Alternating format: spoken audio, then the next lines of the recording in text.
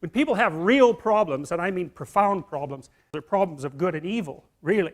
You know, there are things going on in their family that are so terrible, they're sometimes fatal. You know, lie upon lie upon lie upon lie for decades and decades and decades. It's awful. And that's not exactly inside them, it's out there in the world. And lots of the people that I see, very famous critic of psychology, criticized the practice of psychology quite effectively in the, I believe in the early 60s.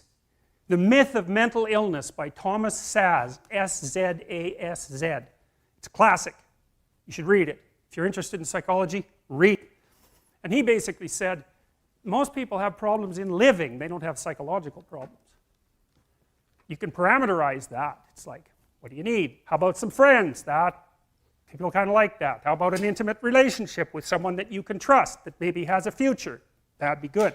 How about a career that puts you in a dominance hierarchy somewhere, so at least you've got some possibility of rising, some possibility of stabilizing yourself, and a schedule and a routine, because no one can live without a routine.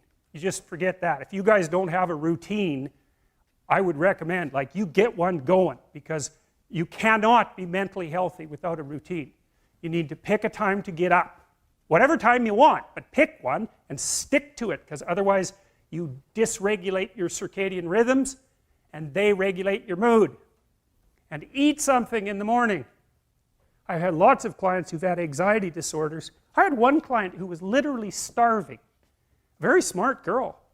There's very little that she liked. She kind of tried to subsist on like half a cup of rice a day. She came to me and said, I have no energy. I come home, all I want to do is watch the same movie over and over. What, like, is that weird? And I thought, well, it depends on how hard you work. You know, it's a little weird, but whatever. It's familiar. You're looking for comfort. So I did an analysis of her diet. It's like 3/4 of a cup of rice. It's like, you're starving. Eat something. You know, you'll feel better. So she modified her diet, and all her anxiety went away, and she had some energy. It's like, yeah, you got to eat. So a schedule, that's a good thing, man. Your brain will thank you for it.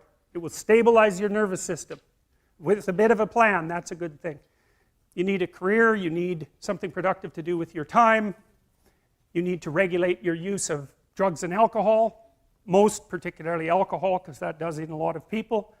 You need a family, like the family you have, your parents and all that. It'd be nice if you all got along, you could work on that. That's a good thing to work on. And then, you know, you probably need children at some point. And that's life. That's what life is. And if you're missing, you know, you may have a good reason to not be operating on one of those dimensions. It's not mandatory. I can tell you that if you're not operating reasonably well on 4, I think I mentioned 6, if you're not operating reasonably well on at least 3 of them, there's no way you're going to be psychologically thriving.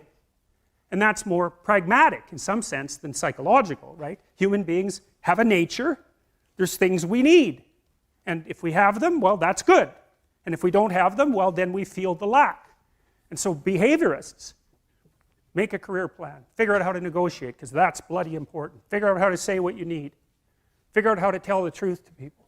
Listen to your partner in particular, because if you listen to them, they will actually tell you what they want. And sometimes you can give it to them, and maybe they'll return the favor. And if you practice that for like 15 years, well, then maybe you're constantly giving each other what you want. Well, hooray, that would be good. And then there's 2 of you, under most circumstances, and it's better to have 2 brains than 1, because people think differently because of their temperament mostly. And so the negotiation is where the wisdom arises.